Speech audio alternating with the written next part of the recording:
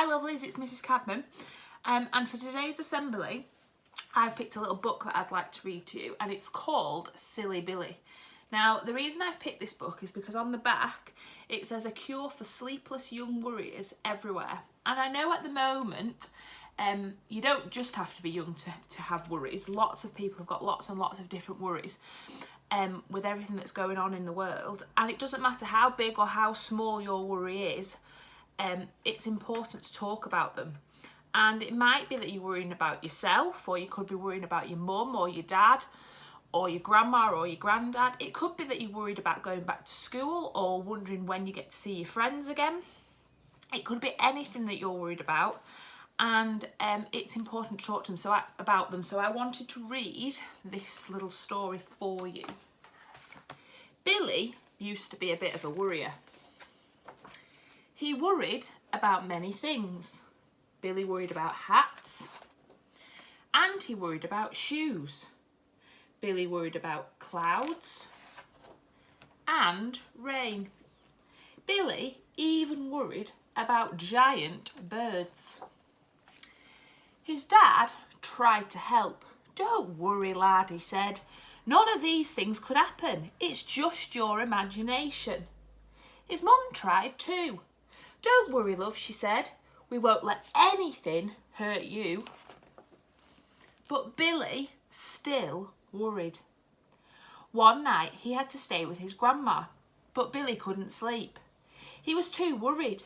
He always worried about staying at other people's houses. Billy felt a bit silly, but at last he got up and went to tell his grandma. "Well, fancy that, love," she said. "You're not silly. When I was your age, I used to worry like that. I've got just the thing for you." She went into her room and came out holding something. "These are worry dolls," she explained. "Just tell each of them one of your worries and put them under your pillow. They'll do all the worrying for you whilst you sleep." Billy told all his worries to the worry dolls, and he slept like a log. The next morning, Billy went home. That night, he again told all his worries to the dolls, and he slept like a stone. The next night, Billy slept well, and the night after that. But the night after that, Billy started to worry. He couldn't stop thinking about the dolls, all those worries he'd given them. They must be so worried. It didn't seem fair. The next day, Billy had an idea.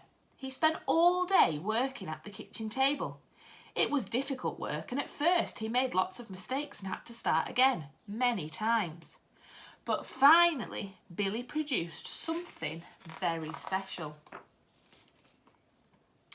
Some worry dolls for the worry dolls.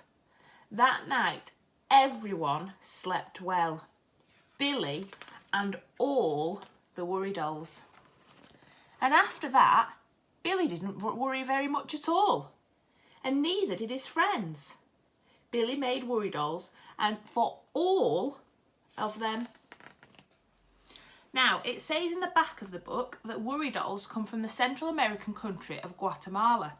They are made from tiny pieces of wood and scraps of cloth and thread. Long ago, the children of Guatemala made these dolls, and when they went to bed at night, they would tell a worry to each one before placing them under their pillows and going to sleep. In this way, they would wake up in the morning feeling much less troubled. To this day, children in Guatemala trust their dolls to take away their worries as they sleep, and this custom has now spread around the world. Some of you might remember, because my class showed them in our assembly one day, but at the beginning of the year we made some worry dolls. We actually called them worry monsters, and we had a look at some worry monsters online, and we came up with our own designs and created some of our own, which went on display in our classroom. You might have seen them if you've popped into class 5, but these were a brilliant way of getting out your worries, and you could tell your worries to them before they go to bed and then pop them under your pillow, even cuddle them at night, and then hopefully some of your worries will go away. I'm going to show you some pictures of the ones that we created.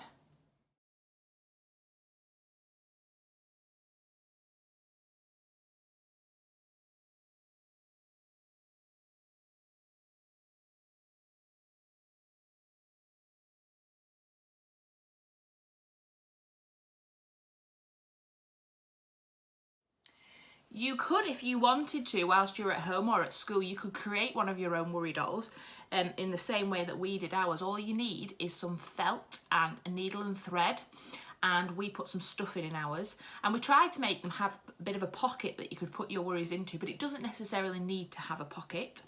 Or you could create some worry dolls like the ones in the book, and I think these have just been made.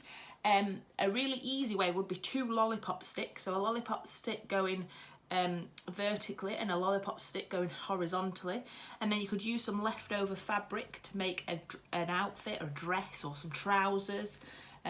This gentleman here's got a little waistcoat on, and this way you could make lots and lots of worry dolls.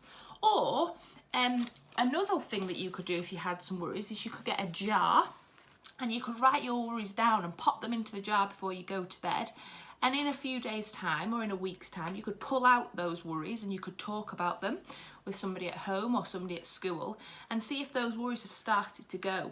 I just wanted you to kind of realise today and know that worrying is normal and it's absolutely fine. Everybody has worries, and I know that my class, particularly at the moment, the year 6s in my class will be quite worried as they kind of make preparations to start moving on to their secondary school. And I just want you to know that there are lots and lots of people that you can talk to at home or at school if you are worried about anything. Hopefully I'll see you all soon. But remember to stay safe, look after yourselves, and keep smiling.